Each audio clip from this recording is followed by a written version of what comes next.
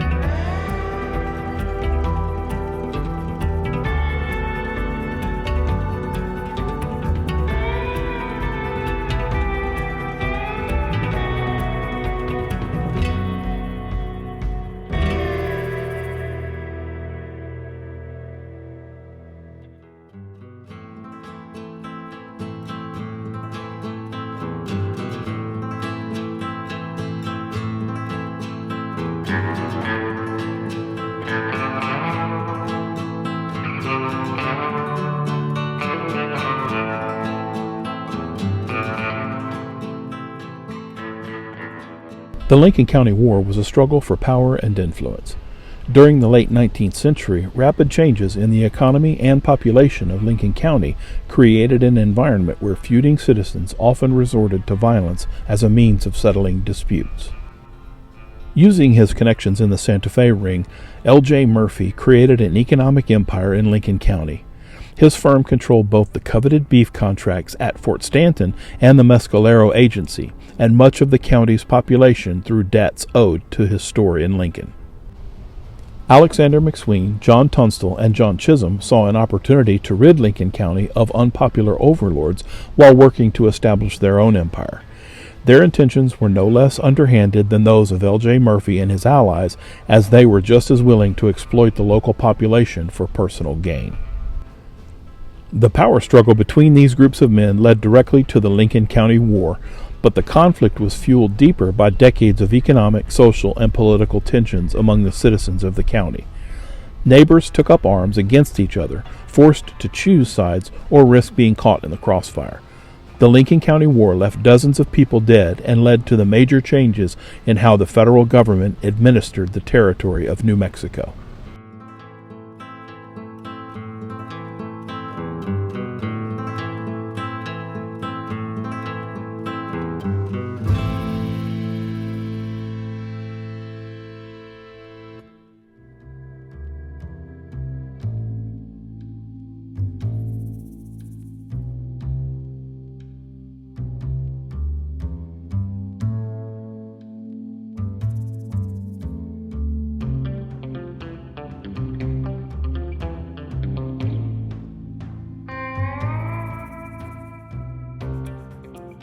All the way, baby, get up.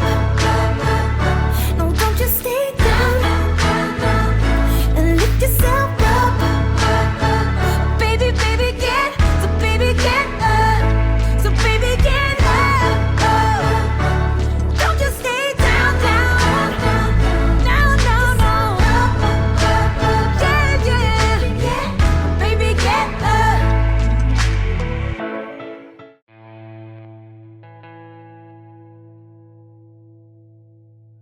Before the arrival of the U.S. Army in the mid-1800s, the Mescalero Apaches were one of several indigenous groups that lived in what is now New Mexico.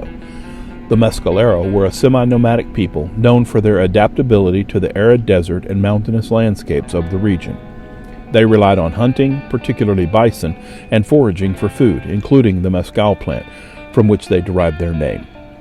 Prior to the U.S. Army arrival, the Mescalero, like other Apache groups, had established a reputation as fierce and skilled warriors. The arrival of European settlers and later Mexican settlers in the 1800s increasingly disrupted the Mescalero life, leading to conflict over land and resources. This structure, called notorious, was used by the settlers to protect them from attacking Native Americans until the U.S. Army, quote, began to control the Mescalero Apache. Another way of saying force them onto agencies, which is simply another word for reservations.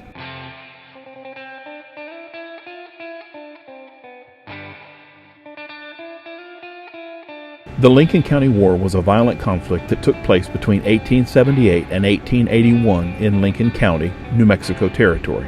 The conflict began with a power struggle between two rival factions vying for economic control of the county. On one side was Lawrence Murphy and his associates, James Dolan and John Riley, who controlled a mercantile monopoly in Lincoln County. They were well connected politically and used their influence to dominate the local economy, particularly through the mercantile business, cattle ranching, and contracts with the nearby Fort Stanton. Opposing them was John Tunstall, an English rancher and businessman who, along with his partner Alexander McSween, sought to challenge the Murphy-Dolan monopoly.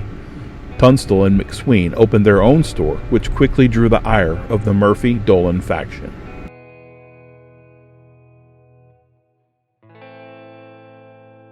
Tensions escalated when John Tunstall was murdered by members of the Murphy-Dolan faction on February 18, 1878. This act of violence sparked a series of retaliatory killings that became known as the Lincoln County War. Tunstall's supporters, including a young William H. Bonney, better known as Billie the Kid, formed a vigilante group called the Regulators to seek justice for Tunstall's death. The war involved a series of skirmishes, ambushes, and gunfights between the two factions. One of the most significant events was the Battle of Lincoln, a 5-day siege in July 1878, where the Regulators and their enemies exchanged gunfire in the town of Lincoln. Day 1 of the 5-day battles amounted to little more than skirmishes as each side awaited reinforcements to arrive. Day 2 found each side jockeying for an advantage, sending Dolan, one of Murphy's men, to Fort Stanton requesting military assistance. But Colonel Nathan Dudley refused to insert the army into a civilian affair. On Day 3, Murphy's men attempted an assault on the Montano store, but they were rebuffed while suffering one casualty. By Day 4, the civilians were sustaining enough casualties in the crossfire that 3 women chose to walk the 9 miles to Fort Stanton to plead with Colonel Dudley, and with Dolan's continued insistence, he finally relented. While the military arrived the next day with overwhelming force, including a mountain howitzer and a Gatling gun, leading to the Regulators scattering to the countryside, the battle ultimately ended inconclusively. However, McSween, Tunstall's partner, was lying dead in the rubble of his burnt house, something his wife never forgave Colonel Dudley for. With the dangers inherent with travel at the time, she sent written testimony against the colonel in a hearing for his indictment for arson in 1879. Both Tunstall and McSween are buried next to each other behind Tunstall's store.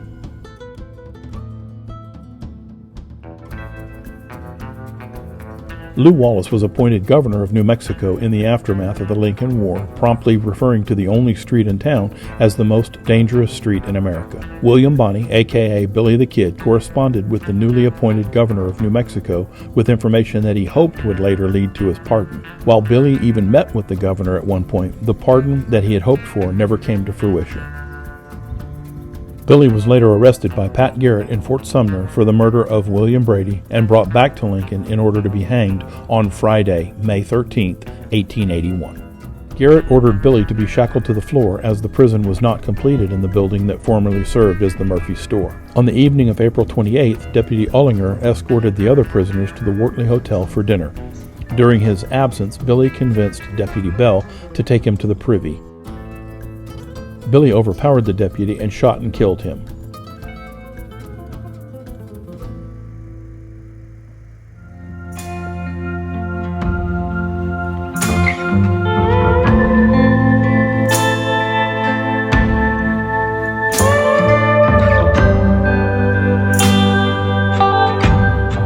He then ran to the window through the courtroom and shot the returning Deputy Ullinger with his own shotgun, thereby ensuring a successful escape.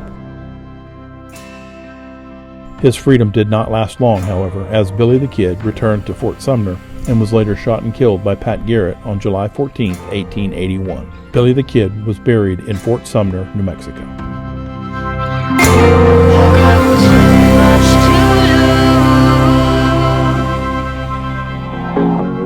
Leaving this place, the sun's about to break. You're riding shotgun.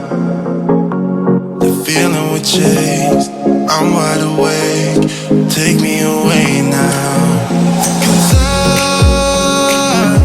I won't go down the same old path again now.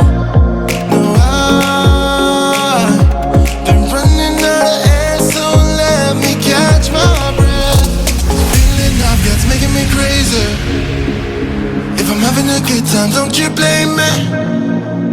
Yeah, this feeling I've got's making me crazy. Making me crazy. So I'm just gonna drive.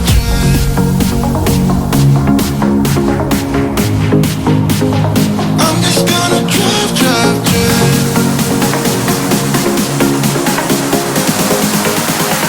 I'm just gonna drive. All the best, always. You wanna come down to the underground old school? Here's a shovel, can you dig it, fool? Can you dig it?